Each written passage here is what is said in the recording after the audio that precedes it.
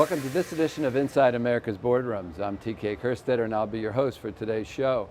We're going to be talking about what CEOs say about their relationship with corporate directors. And joining me to have this discussion is Adam Bryant, who's the Managing Director for Merryck & Company Americas and the corner office founder and columnist, or former columnist. So those of you who may not know, Adam interviewed more than 500 CEOs for his column, The Corner Office, which was a weekly series on leadership and management in the New York Times that he created in 2009. He is also the author of 2 books based on themes that emerged from his interviews, titled Quick and Nimble, Lessons from Leading CEOs on How to Create a Culture of Innovation, and The Corner Office, Indispensable and Unexpected Lessons from CEOs on How to Lead and Succeed. So pretty exciting, Adam. Yes, thank you. So we want to tap all those years of discussions. After all those interactions that you had, I'm sure there was discussions that somewhere along the line about CEOs and their boards. And I'm sure the CEOs that, if they were honest, would say that the board was a necessary evil, okay? And then I'm sure on the other end of the spectrum, there are those that super value great sounding boards. So if you had to summarize sort of what you've learned over those years and years of meeting with CEOs for the column, sort of what would you say about the relationship that came out of most of the CEOs in their relationship with the board? I think the best ones, the best CEOs recognize the investment of time they have to make in getting to know and working with individual members of the board. I think some of the traps people can fall into, just the board itself has these kind of monolithic implications. It is a collective. It's really a group of human beings. I love an expression I heard once, if you've met one board, you've met one board, right? Every board is different. It's collective of individuals, all of whom have their kind of pet issues, concerns. And I think CEOs have to recognize that out of all the demands on their time, they have to carve out, whether it's 5% of their time, 10% of the time, if they're working through a crisis, 20% of the time, but to manage the board and get to know them. A lot of the CEOs I've talked to have said they will make it just sort of standing dinner dates if there's going to be a board meeting, if they're flying to a city where the director is, just having that time, the one-on-one time to break bread and say, what's on your mind? What are your concerns? The flip side of that is that, you know, I have talked to some CEOs who have shared some painful lessons they learned about the boards, and it all comes down to just not recognizing how much time it demanded.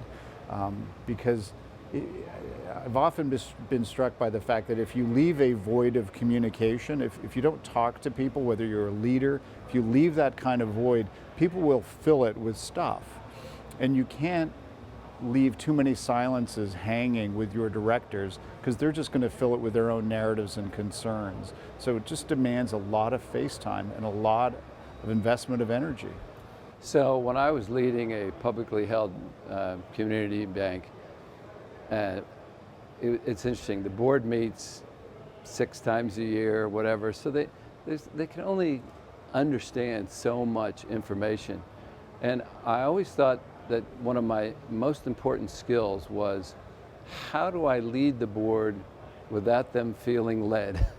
You know, I don't want to be an imperial CEO that says, you know, there's only one way and that's my way. But at the same time, I always thought subtly that I had a responsibility of leading the board in a fashion so that they don't feel led, so that they still have a chance to be an independent group.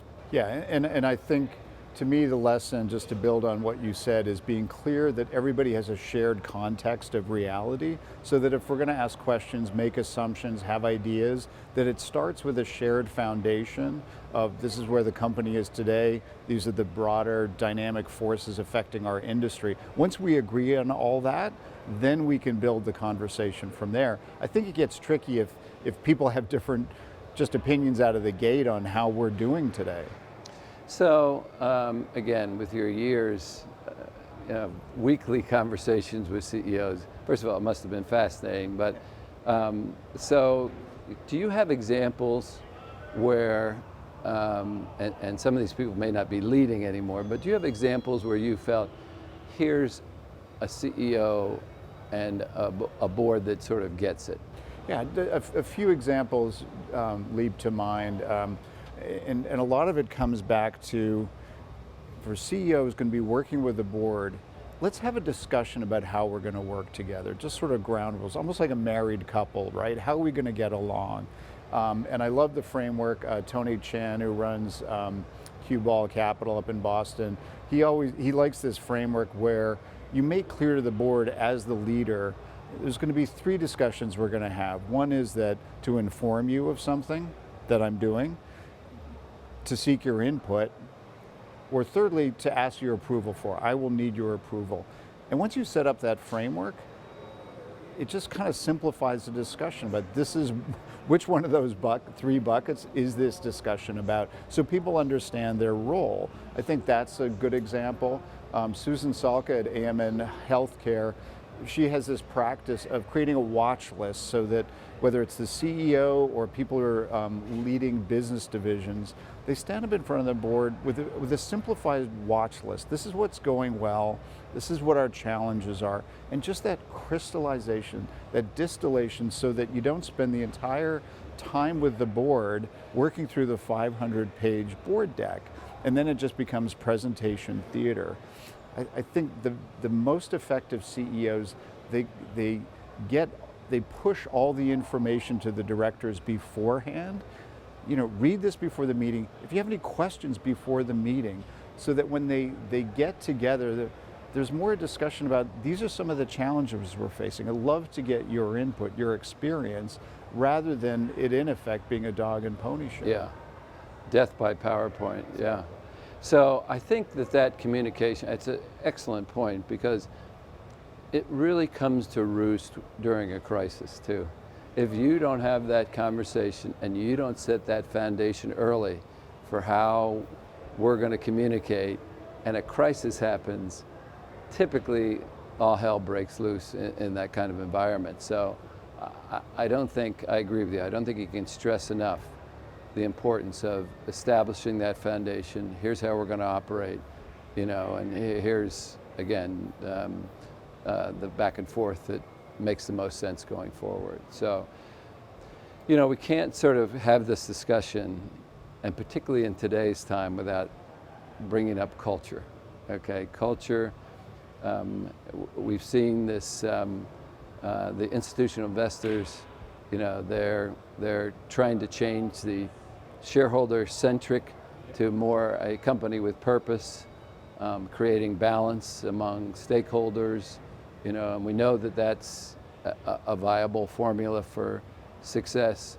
Not forgetting about the shareholders, because when things get tough, we're going to lean heavy on making sure that the shareholders are a focus of ours. But talk a little bit about, a culture is difficult to get your arms around, okay? So talk about it from not only the interviews that you have, but then your feelings of how a board gets its arms around it. Sure, and to your point, it is a fuzzy topic. It's about everything, literally. But if I were a director, I would focus probably on three things right out of the gate as kind of my test or audit of how you're doing culturally.